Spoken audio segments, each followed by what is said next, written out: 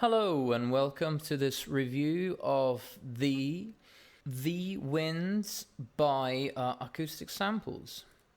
Today we're looking at these beautiful instruments. Now the people at Acoustic Samples were very nice to send me a review copy. However, this is not a sponsored review, so I will be sharing with you my true opinion, what I really think about these instruments.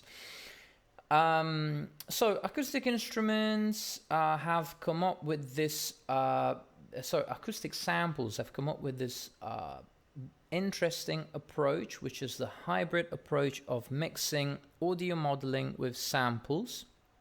And they've done it before with other instruments such as the saxophones, the V horns, and the brass instruments,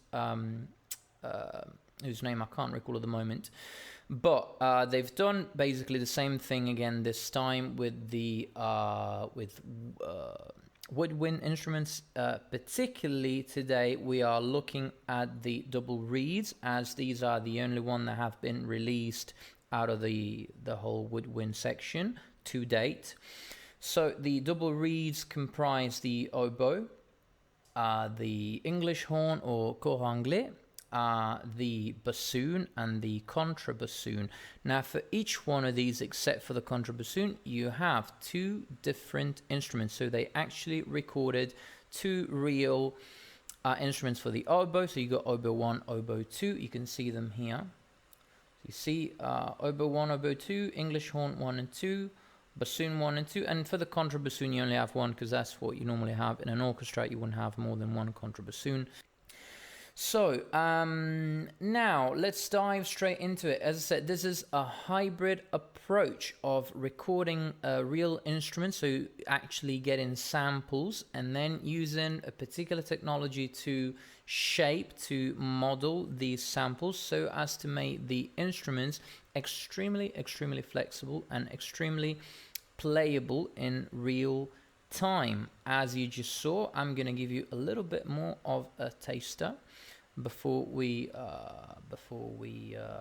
talk more about them. So this is the oboe.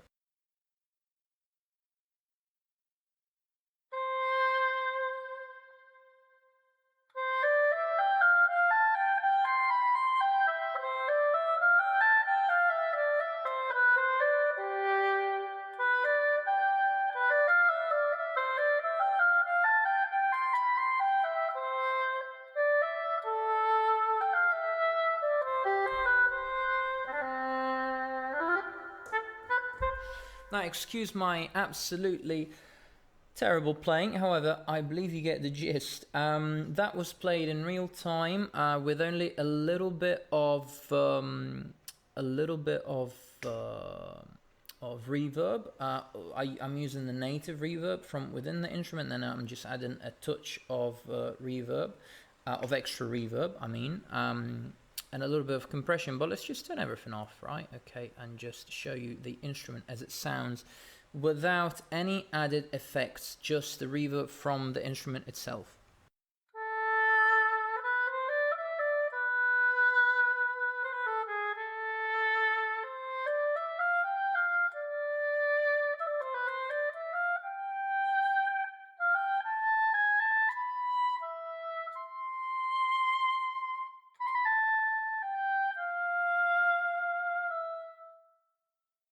There you have it, straight out of the box. I am using, for these instruments, you don't have to, but it's highly recommended, at least I highly recommend it, to use one of these. This is a breath controller made by a Swedish company, I believe, called Tech Control, just Tech or TEC. And this will allow you to control the expression or dynamics, however you want to call it, in real time, which is this little wheel here. So what you were seeing here as I was blowing is this thing going up and down.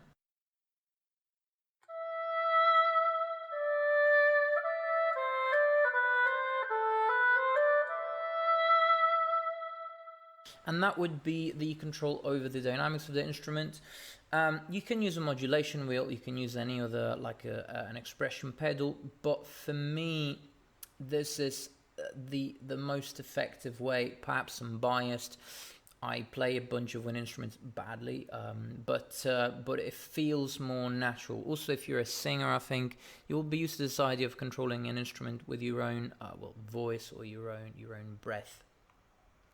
The other two little wheels that you see here. So on the left, we've got this thing which is representing the vibrato control. And the thing on the right is representing the virtual space, so the reverb, how much reverb you have. So the main face, the main interface or the main panel is this one basically. We can see in real time what's happening to the airflow or the expression, and you can see what's happening with the vibrato. Now, we've just said how we control dynamics, okay, in real time with breath controller, modulation wheel, expression pedal. How do we control the vibrato? The vibrato is another parameter that is absolutely important to determine the realism of a performance of such an instrument. Because as you know, double reeds, like many other, like probably all other woodwind instruments, they use vibrato. Now, there are three ways to do it. You can control the vibrato yourself manually. If you go here, you hover over this little auto time here, and you'll get a pop-up window or that will give you three different options. You got auto time, you got manual. So manual will allow you to control the actual pitch of the instrument, which is basically how vibrato is created in real life, in real instruments. You change the pitch ever so slightly, bend it upwards and bend it downwards to create that vibrato. You can do it with this using whatever, controller you have. And this will go, you will see it go down and up, and it will change the pitch of the instrument, and therefore, if you do it fast, you will have a vibrato. I don't use that personally,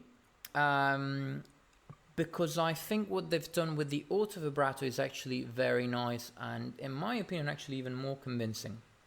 They've done and looked, or rather listened to the real vibrato of double reeds and created something which basically sounds almost or like the real thing. And that would be the auto vibrato. Now, there are two choices, however, in terms of the auto vibrato. You can choose to have the vibrato kick in straight away as soon as you play the note by selecting auto. And this will allow you to select the amount, the intensity of vibrato that you get. But with this one, basically, as soon as you play the note, vibrato straight away. So let's listen to it.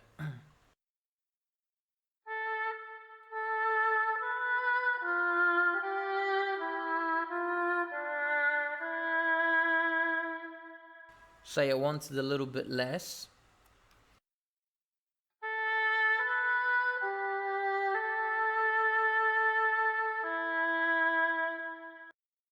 Now, that's fine, but I find personally my favorite of the three is the auto time vibrato. This acts basically the same as the previous one, but instead of having the vibrato kicking straight away, it will wait a certain number of seconds after you've played the note before the vibrato actually starts. And with this one, once again, you control how much vibrato you get once the vibrato starts. So let's check it.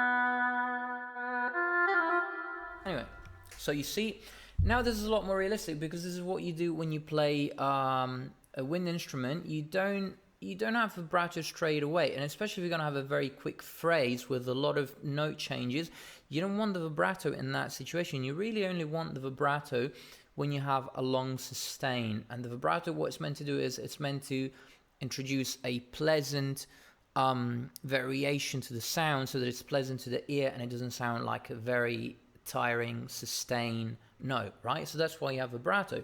So you only really want that in that case. So this will allow you to have that very realistic vibrato that only starts a few seconds after you've sustained the note, and not when you have fast phrases with a lot of different notes.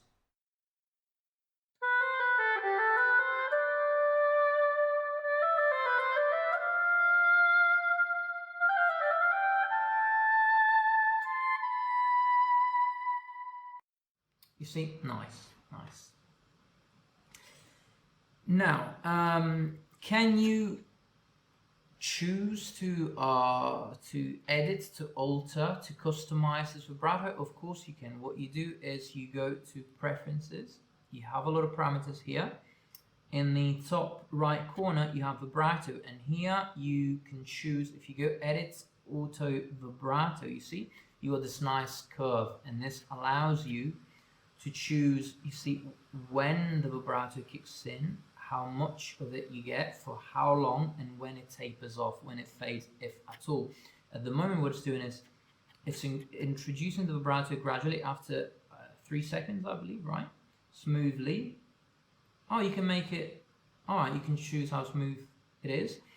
So it gradually kicks in and then it gradually fades. So you may have noticed at the end of the note, the vibrato actually, once again, it fades.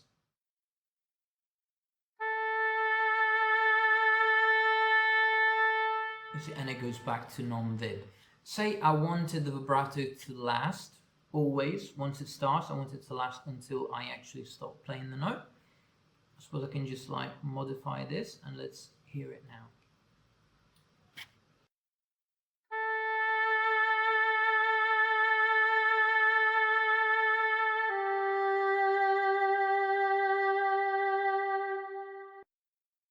So I think that's how you control it. But I like the automatic one. I like just,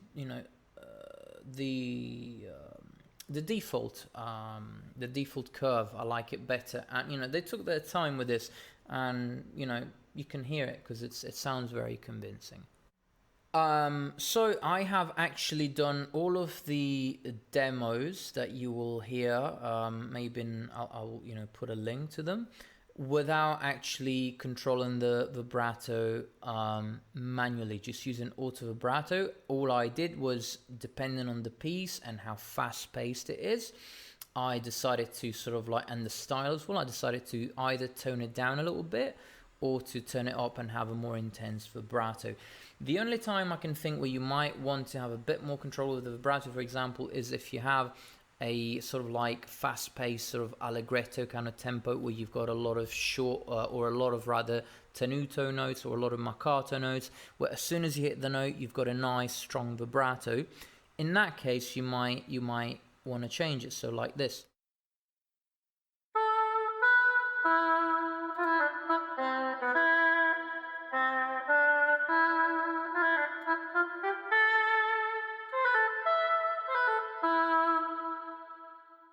See? Now, so that's how you control vibrato. So we've talked about expression, we've talked about vibrato. What other parameters do we need to control to get a realistic performance? We want to control, of course, legato, whether we're going to have legato or we're going to have staccato. Now, you might have noticed that already I was alternating between legato and staccato. And I was not, I can tell you, I was not changing any articulations, any samples. I wasn't using any key switches. I was merely changing the way I was playing on the keyboard when I wanted to get a staccato. So when you want to get staccato, you play your passage staccato as you would on a piano. When you want to get a legato, you play the passage legato as you would on the piano, and the instrument will intelligently recognize what you're trying to do and will produce a staccato or a legato based on your performance. So say you want a marcato, you just hold the note longer. You want it shorter, you want a very fast staccato, you just play very fast staccato, and that's it. There's no need to mess about with any key switches. it will give you just a realistic performance in real time. Now, another very important thing, and this is a thing that a lot of manufacturers, a lot of VST manufacturers don't seem to, I don't know, it doesn't seem to care about, maybe they think it's unimportant, is note repetition. Note, and it drives me mental because note repetition is so common. It's so common in a lot of passages when you play any instrument really. And a lot of VSTs don't give you the option to re-trigger the same note, other than of course playing it on the keyboard, over and over. But when you do that, it doesn't sound the same as a note that is being, in the case of woodwinds, it would be re-tongued. Okay, you get your tongue to interrupt the airflow, and that creates and that re-triggers the same note. Okay, so without it, if you were to do it the traditional way by just re-triggering the same, pressing the same key on a keyboard as you would on a piano, it would sound like this.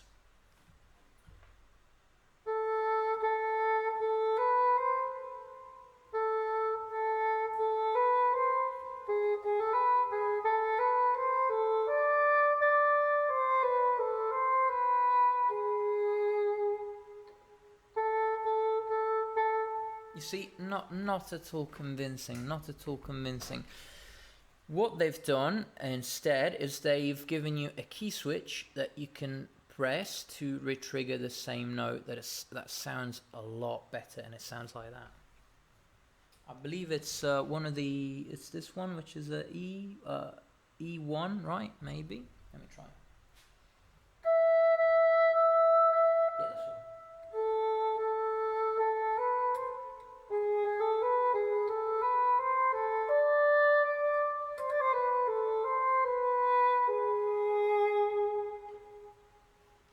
Much better, right? However, I'll give you another trick.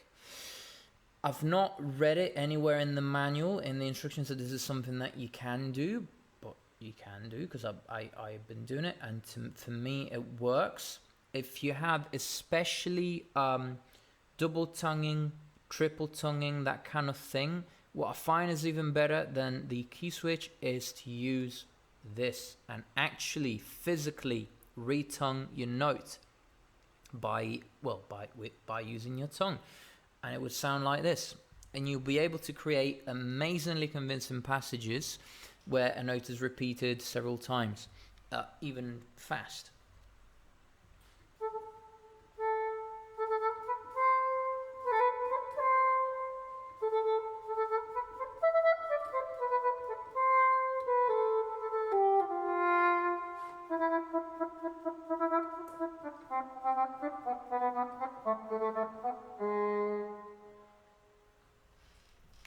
Right, and what it does is it breaks the note and it creates that retonguing effect. Now, attack is not just important for retriggering the same note. Attack is very important when you are playing legato or when you're playing staccato and playing different notes. Why? Well, this is yet again another thing that a lot of VST wind instruments, woodwind instruments, or even brass instruments for that matter, will not really address, is if you don't, as a wind player, if you don't use your tongue to create an attack, what you get is, in a legato phrase, you just get a slurred legato, where basically all of the notes are playing with one long breath, but the breath is not interrupted with your tongue. That's a slurred legato, and that's the only type of legato. When you get legato in a VST instrument, normally it's just that. They don't really give you the option to change between a tongue legato, if that's what you call it, I'm not sure, and a slurred legato.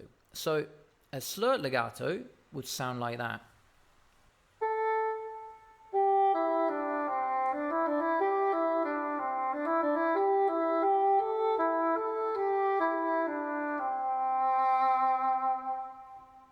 So that was played with me just breathing through the entire passage and just creating a legato by playing different notes.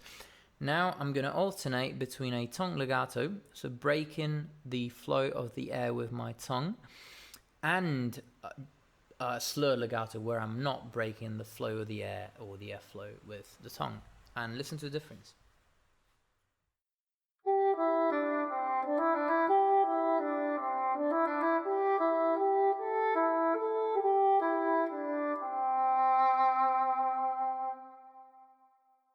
See how much different it sounds? That creates the sort of like ultimate level of realism in terms of phrases. So you want to make sure, which is why I'm saying I highly, if you're serious about getting a, in exposed passages, if you have a lot of solo passages, you want to get one of these. Doesn't have to be this particular brand, of course. It can be any other brand. Although there are not a lot of these around for some reason, out there on the market. Now, so attack is also important when it comes to staccato notes. If you want to create a stronger attack or a quieter attack, velocity, it seems that it will take care of that mostly. So depending on how hard you hit the notes, basically.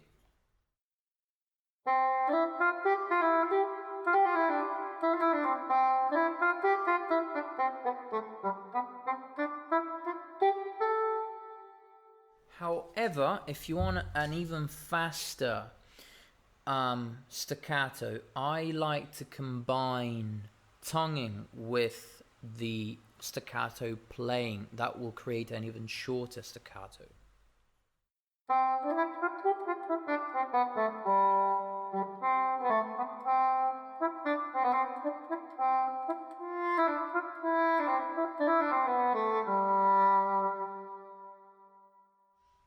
So that is the difference, basically.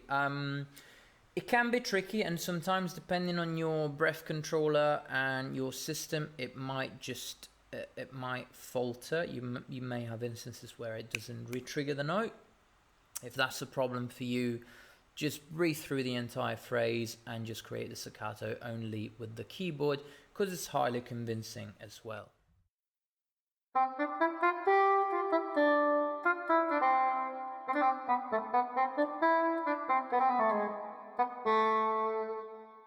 Now, by combining the velocity with the airflow, you can pretty much create an almost endless combination of possibilities in terms of notes.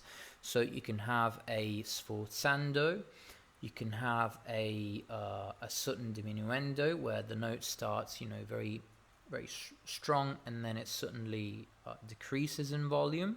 You can have the opposite. You can have very, very slow crescendos. It's all done. You don't need to re-trigger all of these like countless articulations. You just have to change the way you play. So if I want a note that starts very loud and then it decreases straight away, diminuendo. There's another name for it which is not coming to mind now, rather than just diminuendo. But anyway, I think you get what I'm talking about.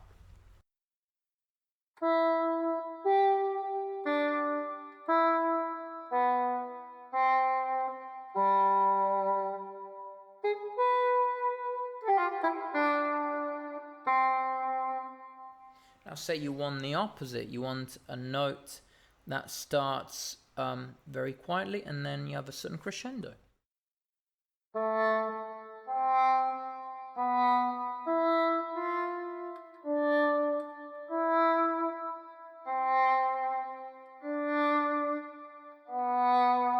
See, at very low velocities, you don't really get much of an attack, so that you can create this sort of like crescendo from niente, from nothing, okay, from total silence. Whereas if you get a higher velocity, if you play harder, you'll get that attack.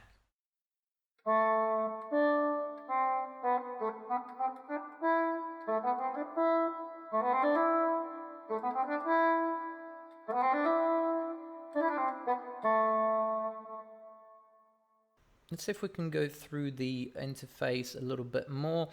As we said, we'll start out with this, which is the main panel in the interface. It shows you vibrato, it shows you airflow, it shows you the amount of reverb. Okay, if you switch to virtual space, you got this lovely fantastic space or room simulator where you get to place the instrument in space, not just in terms of panning, so not just left and right, but also in terms of the depth, how far in the room it is, or how close to the microphone.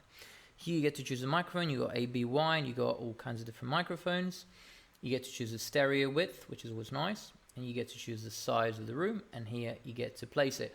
If you are writing for more than one instrument, not just for orchestral music, but any performance that has more than one instrument, it's nice to make use of this, because it sounds very convincing to my ears, and it will give you a much better stage presence. Is that what they call it, stage presence? Probably not.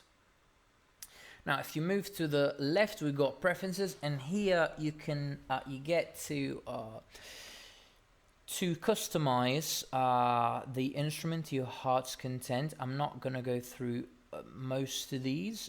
There's a very detailed guide that you can check on their website, and it'll take you through each and every one of these little parameters. You can see that most of these for me are turned off. If you want to, some of them you can just turn them on and off like that. You see now the little pentagon is lit up. The ones I have on really mostly is the thing is, all of these things, they will change. For example, this one, right? It's all about changing the pitch slightly. Okay, this one is changing the legato transitions. Vibrato we briefly talked about, not exhaustively. There's another little feature actually in Vibrato, which is allow vibrato with airflow, which is interesting. If I turn this on, I will be able to control the vibrato as I would with a real wind instrument by blowing harder or slower into this, and it'll create a vibrato. See if I can do that.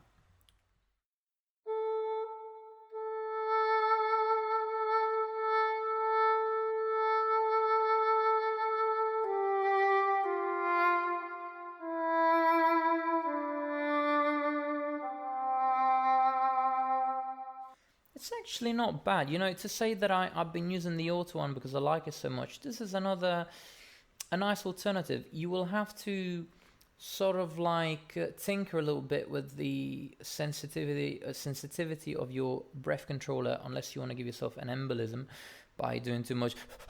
You know what I mean? That almost looked rude. But I think it's a nice option to have there, really.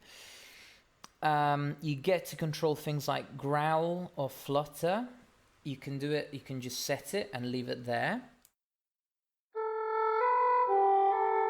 It doesn't sound very convincing. Or you can just control it in real time. You say, if I right click on it, it's asking me to choose a MIDI controller, a MIDI channel. Yeah, you choose a MIDI channel, and you can control it in real time, and you can introduce a flutter in real time or a growl in real time, which would sound a lot more convincing. You can control the pitch in real time as well. I mean, with instruments like an English horn or oboe, you don't normally have a lot of pitch bending, but if you wanted to do that, you could do that. So the things that I do like to tweak a little bit are first of all, key noise. If you want a hyper real performance where the instrument is like really in your face, super close to the microphone, you might want to increase that.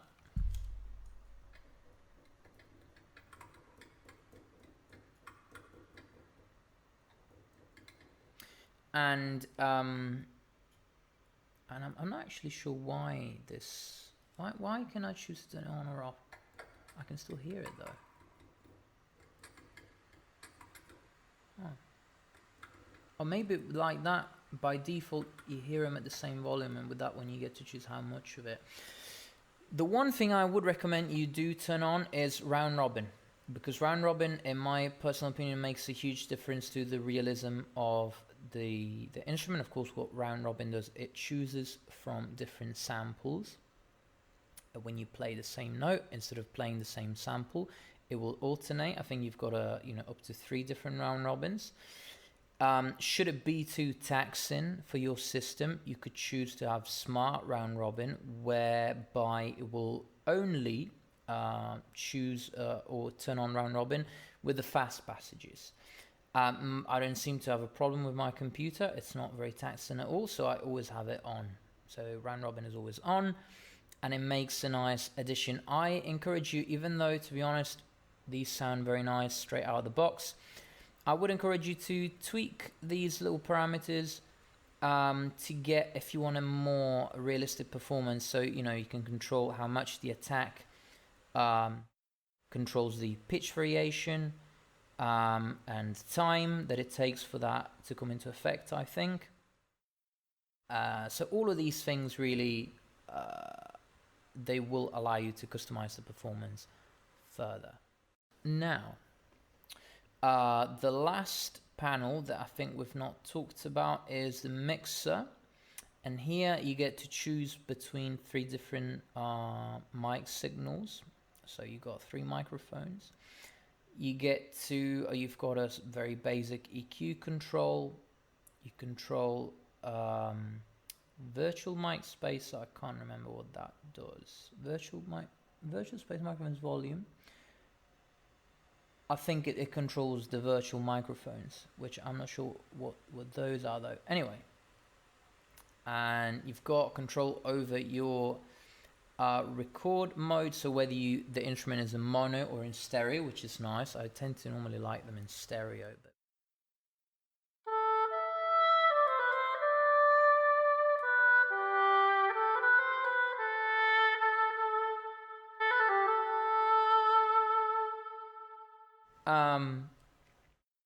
one thing I should say before I forget, there's a caveat. If you like to retrigger your notes using this instead of the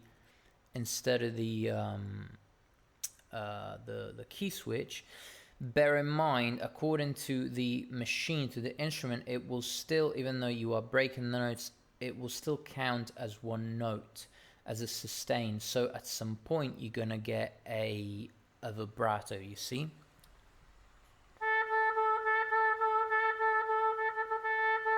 So you can only do it to an extent. I think in some situations using the key switch has its benefits. Anyway, sorry to digress. So stereo mode, you control here the reverb type. So you got all of these different spaces. You control the decay, you control the amount, and I think this controls the close mix volume.